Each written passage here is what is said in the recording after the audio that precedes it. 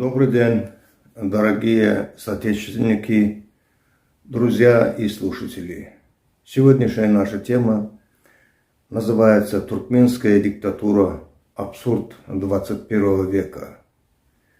Скоро исполняется 30 лет туркменской диктатуры. Как государство, страна потеряла свое лицо. Не соблюдаются законы и безработица, нет роста внутреннего валового продукта. Государственная денежная единица манат не конвертируется на иностранную валюту.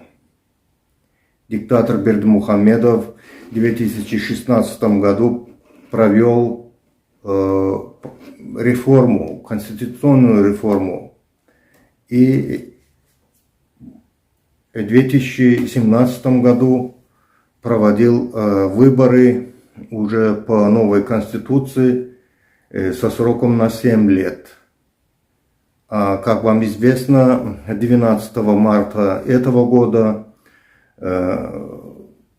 президент Бердымухамедов уступил туркменский престол своему сыну, тоже по той же конституции, который он принял в 2016 году.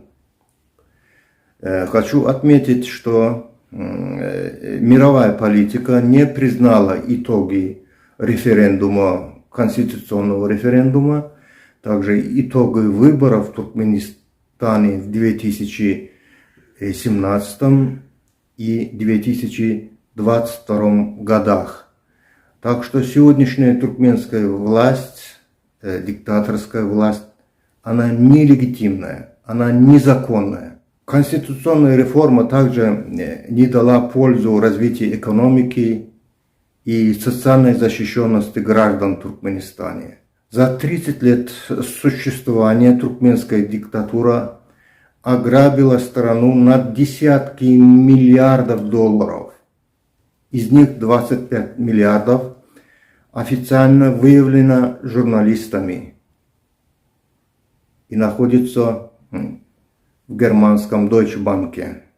Эти деньги находятся на счету компании, управляемой членами семьи Ниязова, его женой Ириной и дочерью и зятем.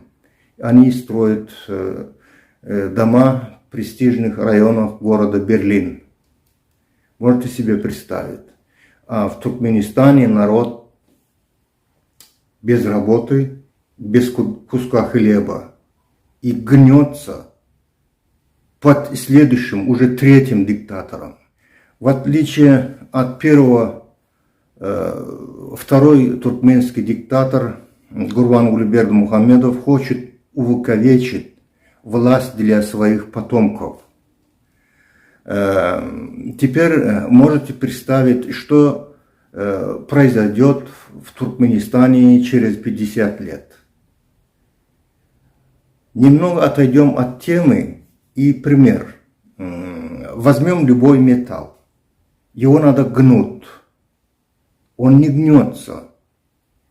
Вы начинаете его бить долго, и потом смотрите, он начинает гнуться.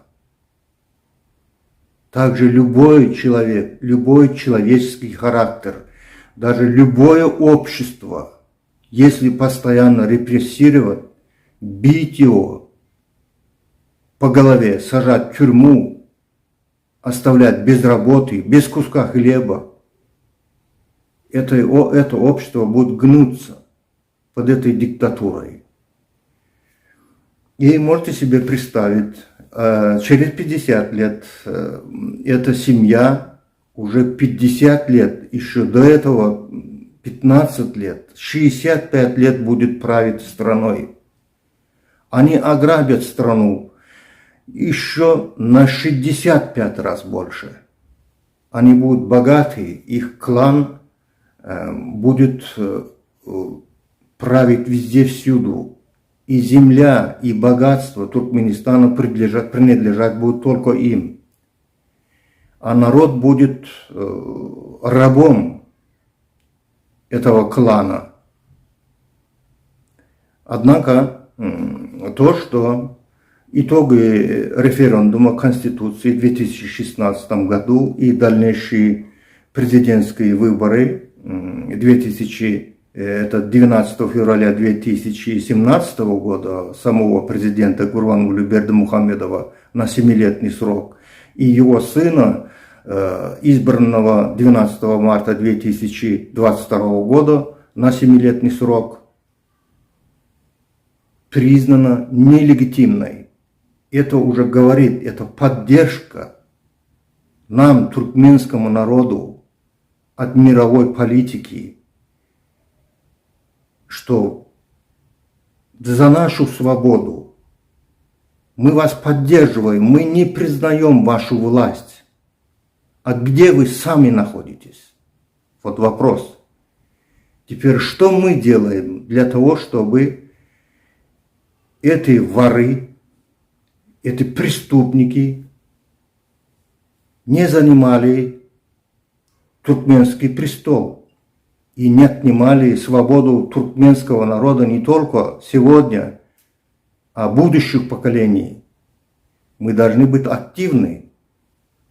Вот поэтому сегодня Ассоциация демократическое движение Туркмен Херекет – это единый фронт туркменских сил сопротивления, проводит анализ с учетом ситуации за эти прошедшие 30 лет и что происходит сегодня в мире на самом деле, что с этими диктатурами происходит, куда они пришли, есть ли у них завтра или нет. Как показывает ситуация в мире, диктаторской власти иссякли. Они не сегодня, так завтра они должны уйти.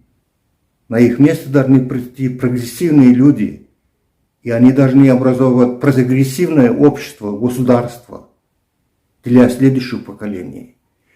И мы, Ассоциация демократическое движение Туркмен Херекет, этим занимаемся для наших граждан, чтобы освободить Туркменистан от репрессий, диктатуры и принести народу свободу и для следующих потомков построить новый Туркменистан, Народную Республику Туркменистан. Да, мы наконец-то должны понять, что у нас мировая общественность не бросила, поддерживает, и политики не бросили. Если бы они признали эти выборы и реформу Конституции легитимной, то другой вопрос. Значит, весь мир за Бердымухамедова. Вы не верите того, что он по телевизору показывает, что он может скачать на коне или ездить на велосипеде. Это абсурд. Он врет. Этот преступник, этот вор, он идиот, по-русски говоря. Он врет перед всем миром, хочет скрыть свои преступления, хочет показать, что он лидер государства.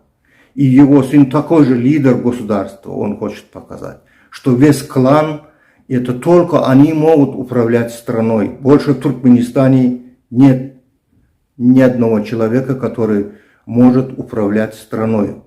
Вот этими своими рекламами он хочет себе показать, что он единственный человек в Туркменистане, который может быть президентом и передать свои полномочия своему сыну. Это не так. Не верьте. Почему не так? Потому что вы знаете, 80% безработные. Повторюсь, 80% безработные, нет работы. Нет воды достаточно для развития сельского хозяйства. Нет социальных пакетов для обеспечения малоимущих. Образование на каком месте? Армия на каком месте? Вы все видите и знаете. Дороги какие. Народ как живет, вы знаете. Бедный и без будущего. И вот поэтому я говорю, что нам пора вставать. Сейчас пришло время. Сейчас диктаторы должны проиграть. тот момент, 30-летний цикл, мы после СССР убедились, что вот этот строй, который нам навязали сначала Ниязовым, потом Бердымухамедовым, так называемый Туркменбаши Аркадах, нам, туркменам, не подходит. Эти люди обворовывают нашу страну вместе с другими олигархами. Они не для народа работают, они работают в карман олигархов. Это Бердымухамедов и его сын преступники. Да, подумайте об этом. Я сегодня хотел вам напомнить, что в нашей стране существует абсурдная власть, диктатура. Это не дает жизни туркменскому народу ни сегодня и не обеспечивает будущее наших потомков. Спасибо вам за внимание. До следующих встреч.